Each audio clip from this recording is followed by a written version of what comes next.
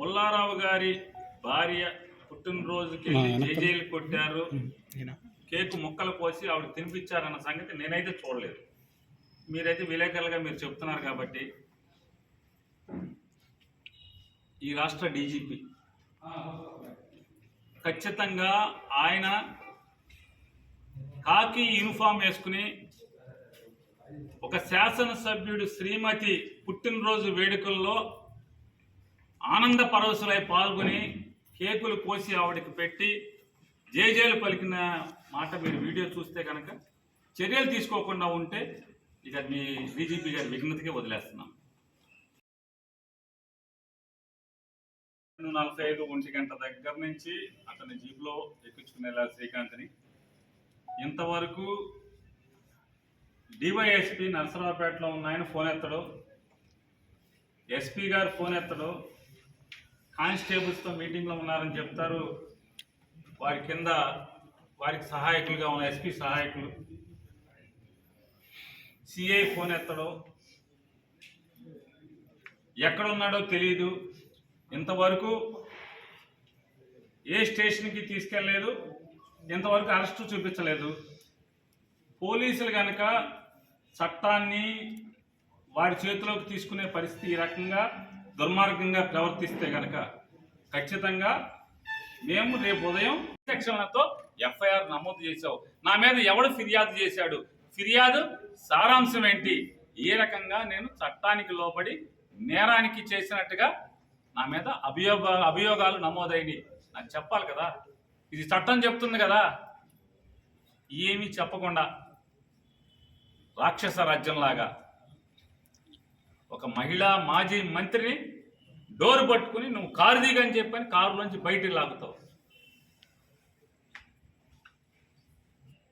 వాళ్ళ అతని తీరు, అతని ప్రవర్తన ఈ జిల్లా ఎస్పీ గారిని అలాగే ఉన్నతాధికారులని, అతని పైన ఉన్నటువంటి ఉన్నతాధికారులను కూడా మీరు ఒకసారి చూడండి.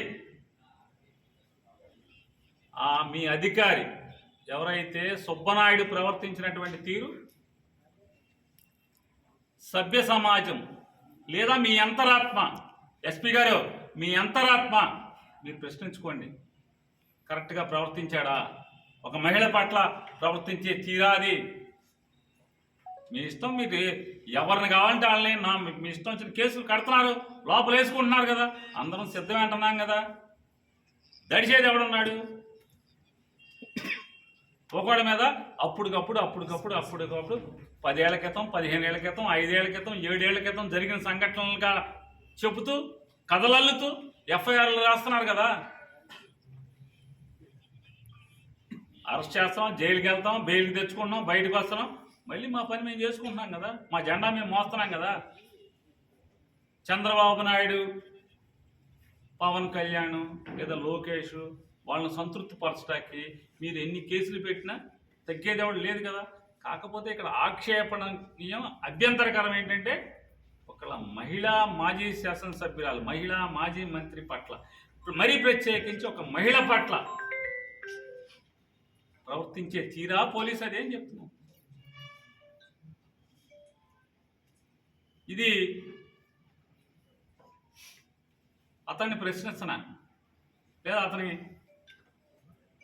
కుటుంబ సభ్యులకి అడుగుతున్నాను, కాస్త అన్నంతో పాటు సభ్యతా సంస్కారం కూడా పెట్టండి. అమ్మాయికి ఇంట్లో అన్నంతో పాటు సభ్యతా సంస్కారం కూడా పెట్టండి ప్లేట్లో.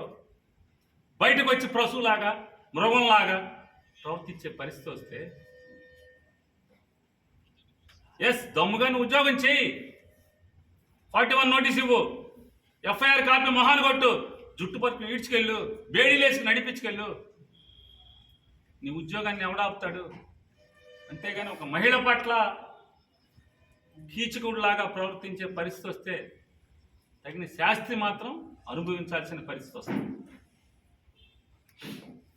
ప్రకృతి ఒప్పుకోదు, భగవంతుడు ఒప్పుకోడు. అందరు లెక్కలు తేలుతాయి, కానీ ఇంటికి వెళ్ళాకైనా బట్టలు ఇప్పే 4 రోజులు ఉద్యోగం కోసం, ఈ పోస్టింగుల కోసం, ఈ దిక్కుమాలిన ఉద్యోగం ఇట్లా చెయ్యాలా అన్న నికాల్స్గా చేయండి.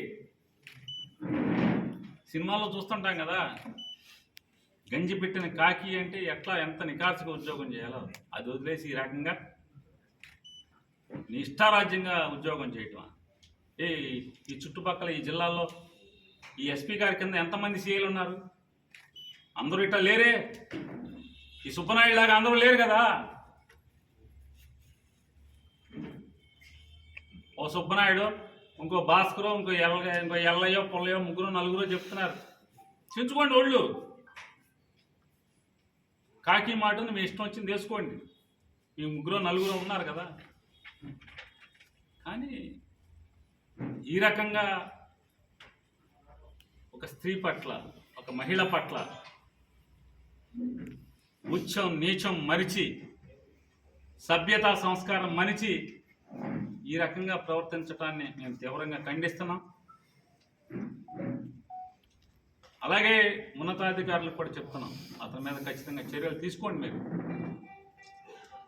అంటే చట్టం అరెస్టులు చేసేప్పుడు కోర్టులు ఎన్నిసార్లు గడ్డి పెడుతున్నా కూడా ఈ సుబ్బనాయుడు లాంటి వాళ్ళు ఎవరు కూడా మారరాయిక.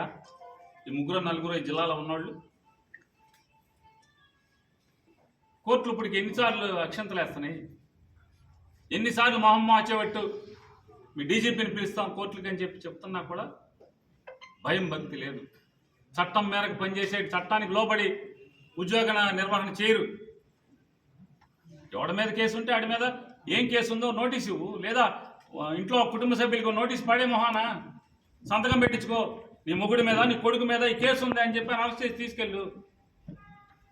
అది కానీ పద్ధతి ఏమీ కాకుండా నీకు ఎక్కడ కనపడితే అక్కడ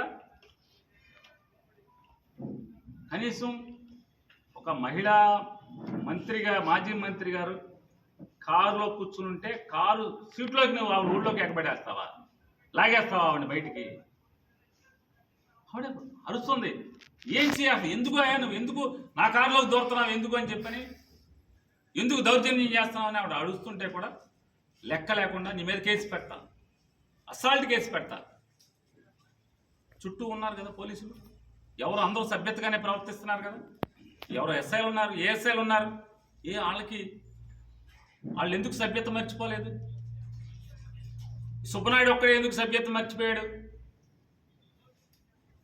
వాళ్ళు పోలీసులే కదా, నికార్సైన పోలీసులు కాదా వాళ్ళు? ఈ జిల్లా ఎస్పీ గారిని గట్టిగా కోరుతున్నాం, డిమాండ్ చేస్తున్నాం. అయ్యా, మీలాంటి మంచి అధికారులు ఇటువంటి పోలీస్ వ్యవస్థకి చెడ్డ పేరు తెచ్చేటువంటి సుబ్బనాయుడు లాంటి అసభ్యకరంగా, అమర్యాదకరంగా స్త్రీల పట్ల లేదా చట్టాన్ని అమలు చేసే దాంట్లో విధి నిర్వహణని కిందకి దిగజారుస్తున్నటువంటి ఇటువంటి వ్యక్తుల పట్ల మీరు చర్యలు తీసుకోండి, ఇట్లాంటి వాళ్ళని కంట్రోల్ చేయాలని చెప్పని కూడా వైఎస్ఆర్ కాంగ్రెస్ పార్టీ తరఫున డిమాండ్ చేస్తుంది.